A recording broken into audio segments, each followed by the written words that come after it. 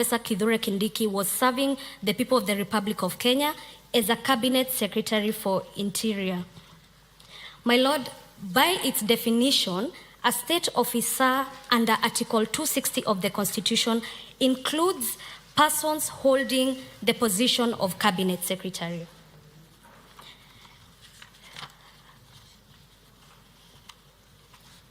He had neither resigned from this position at the time when Parliament approved his nomination. My Lord, Article 149 of the Constitution cannot be read in isolation. It has to be read together with Article 137 2B and 148 1. And the only exception that the Constitution provides for persons who can be nominated for the presidential position are people who are already serving as a president, a deputy president, or a member of public. None of these positions, the second interested party was not serving any of these positions. And therefore, we humbly submit that a person who already holds a position of Cabinet Secretary at a time of nomination as a Deputy President does not satisfy the constitutional qualification set out in Article 137 2B as applied through 148. And therefore, the nomination of the Honorable Professor Kithure Kindiki runs averse the said provisions. My lords and my ladies, via our petition, that is petition number 565 of 2024, we had sought the following reliefs.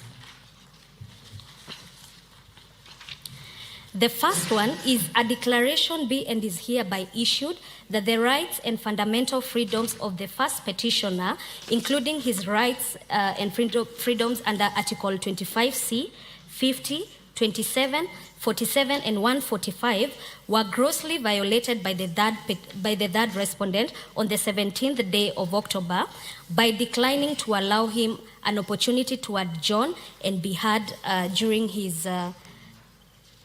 the sitting of his removal by way of impeachment. The second relief we have sought is that a declaration be and is hereby issued that the decision by the third respondent to have the first petitioner removed from office by way of impeachment, to the extent that it was done in gross violation of Article 25, 50, 27, 47, and 145 5, is unconstitutional and null ab initio. A declaration that subsequent replacement of the first petitioner to the office of the Deputy President was also unconstitutional. We've also sought a judicial review of order of certiorari to bring to this court for purposes of quashing the Gazette notice by the third respondent dated the 17th of October, communicating the removal from office of the Deputy President of the Deputy President by way of impeachment.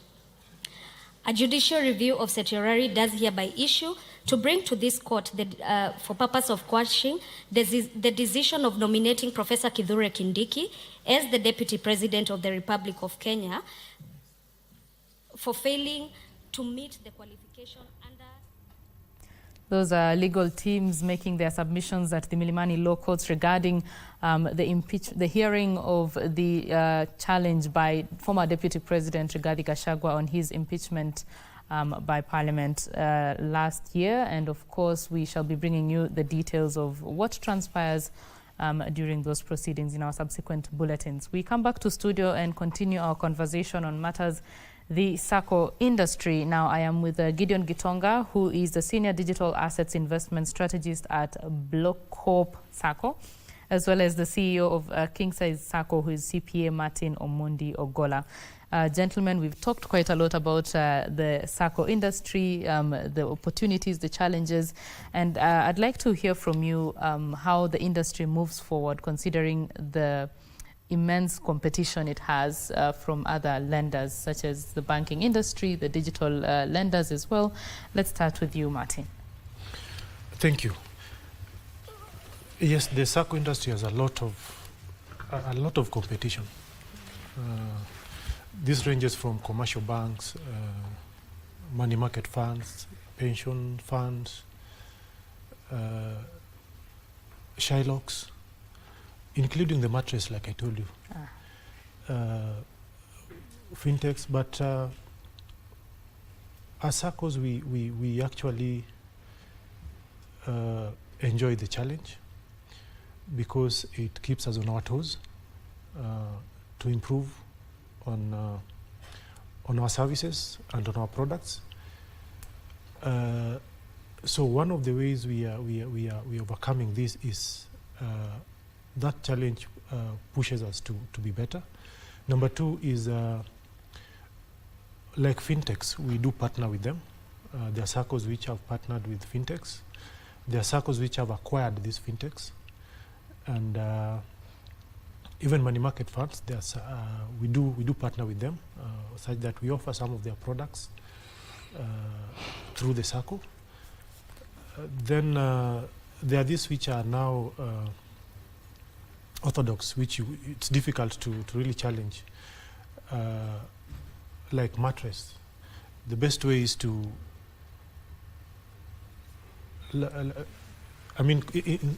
inspire confidence in them that their money is safe with the SACCO than the mattress. How do you do that? The SACCO has now to eliminate the challenges or mitigate on the challenges which make potential customers fear SACCOs. Commercial banks, we partner with them, and I'm glad that the coming bill is expanding, giving the SACCO an expanded scope of things they can do. SACCOs will have a central liquidity fund. There are some SACCOs with excess liquidity, too much. Where does that money go? It stays with the banks. Sometimes you go to borrow from the bank. Actually, you are borrowing SACCOs money. It's because SACCO doesn't have a mechanism, because SACCOs are not allowed to borrow to lend to their members. They have to put that money in a bank somewhere, so the bank will use that money to lend it to people who are members of SACCOs. So the central liquidity fund will allow SACCOs to put their funds together there and be able to lend among themselves, because as much as, you find a SACCO with excess liquidity and there's another one struggling with that liquidity. This struggling with liquidity has to go to the bank to borrow. You're a SACCO, I don't have money, I'm a SACCO, but you have so much money, you give it to the bank, you can't give it to me directly. So I have to go and borrow it from the bank, and the bank will take probably most of the profits because you are given a certain rate on a fixed deposit. So that central liquidity will help in that. Also, SACCOs are improving on technology. I can tell you SACCOs have deployed some of the best technologies now. People can transact from wherever they are. People can view their balances. People can anything. People can even update their records from the comfort of their homes. So SACCOs are adopting technology to also match the banks or those other competitors. Fintechs came close to disruption, and we are glad they did that disruption, because from there we learned a lot. And from learning, we are able to improve on our processes, on what the market wants, and we're able to offer that. Last but not least, the government is sorting out the governance issues, because the problem which is so out there, which people make SACCOs to be seen in bad light, is that governance. And I'm very happy that the government is quite deliberate on sorting out that issue once and for all. They've demonstrated that they are going to sort it out, and from where I sit, I'm confident that is going to be sorted out. But we embrace, as SACCOs, we embrace that competition, because it's actually working to our advantage. Thank you. Awesome. Gideon? Thank you very much. I'll start by saying SACCOs have a competitive edge to every other competitor in the market. Okay. They are not owned by individuals. They are owned by the members. The members are also the clients of that particular institution. You can't go to a bank and determine what the interest rate of your loan is going to be. They will charge you whatever they will charge you. A few shareholders are going to make the money. And that's why they announce those supernormal profits. It's only in a SACCO where you actually determine your interest rates, you actually determine how your money is going to be handled, and you are actually going to be the one earning the dividend. And that's the reason why SACCOs, for the last 180 years, since 1902, they have been integral in creating wealth for our parents. We have been brought up by our parents who have been in tea cooperatives, in coffee cooperatives. Every December, they received what we call a boom. And when a boom in December came, we knew Christmas was going to be epic. But we don't get those booms anymore. You get it? And that's the competitive advantage of SACCOs. And that's why I tell all the young people, you can't go to a digit credit provider. You borrow at 7.5% per month, almost 10% per month. Too expensive. They give you very little money, which is money for consumption. So you're not able to grow wealth by participating in those. But you can grow a lot of wealth by being in a SACCO. So the biggest undoing, despite it having the best competitive edge and the best value proposition for any person, it is the fact that they have refused to modernize as quickly as banks have done, as quickly as the fintechs have done, the digital credit providers have done, the money markets have done. So we need to be able to modernize SACCOs in a similar manner. And we know that the biggest challenge, apart from the gatekeepers who don't want to actually be able to modernize, it's cost. It's cost. So if we can be able to reduce cost of adopting technology within the SACCOs, then we can be able to modernize SACCOs so quickly, and then that would be able to allow SACCOs to be very competitive because they have a superior value proposition in my sense. And that is how we are going to do that. But again, he made reference to the next one, is partnerships. You don't grow as an island. You collaborate. You partner. And that's the reason why I think SACCOs are collaborating with fintechs. They're collaborating with banking institutions. And he has said the new regulation is a little bit more forward thinking because with the secondary SACCO, it's called a secondary SACCO, and the shared services sector and the shared services proposal, that means then we are able to actually be able to elevate even the SACCOs that are down there to be able to have superior technology, superior governance things and stuff like that. Thank you. Thank you. I'm informed that we need to close the conversation. So I will give each of you, just give me 2 sentences of what the future looks like for the SACCO industry. Start with you, Martin. Thank you. The SACCO sector or the SACCO subsector in Kenya, I can tell you that it is known as to be the best in Africa. And to be the best in Africa means a lot of work has been done to ensure that it ticks all the right boxes. As at the SASA report for 2024, regulatory report, actually SACCOs had mobilized 1.13 trillion in deposits. We are waiting for the one for 2025, and this thing has been growing at a rate of at least 10%. It tells you that kind of money alone mobilized from SACCOs tells you the importance of SACCOs, not only to individuals but to the economy of this country.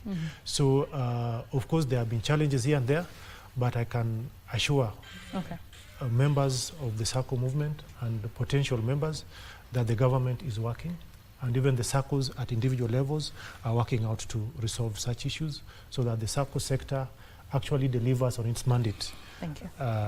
In the country. Thank you. Gideon? Final words? 20 seconds. Yes, the future of SACCOs SACCOs are going to be fully automated institutions where members will have full control over their resources. The time for you to join SACCOs is now because they are transforming.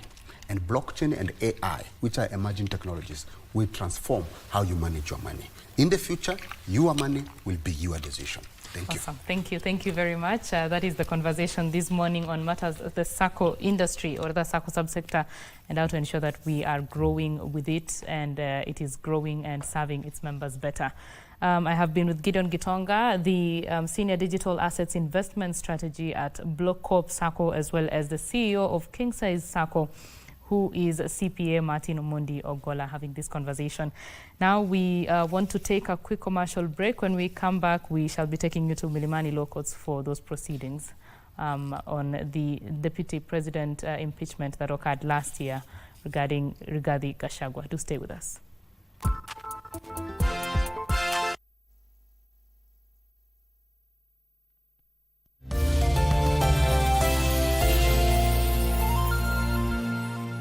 Nairobi, your time is now. Masani ya kutoka blog na KBC imeamua lazima uomoke. Tutakuwa tunakaa mtaa yako kukuomosha very fast. Jibu maswali zangu 3 tu. Tuone kama kweli wewe ni true fan wa KBC Channel 1. Na ukizipata 25k ni yako. So make sure una watch KBC Channel 1.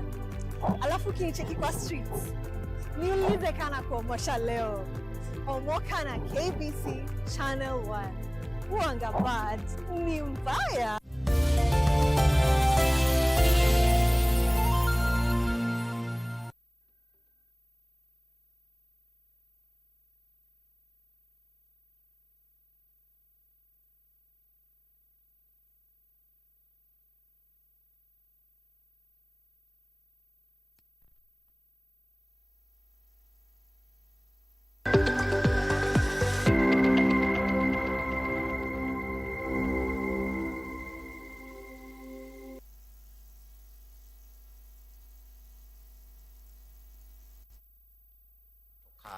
Against the first petitioner.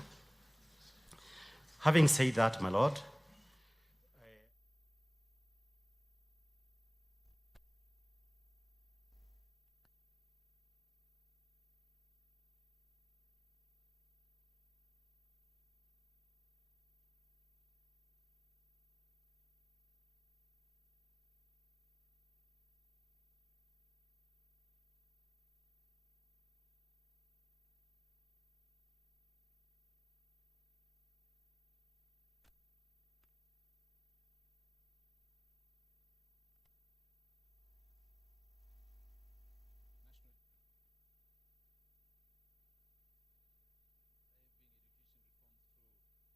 leadership, accountability, and collaboration.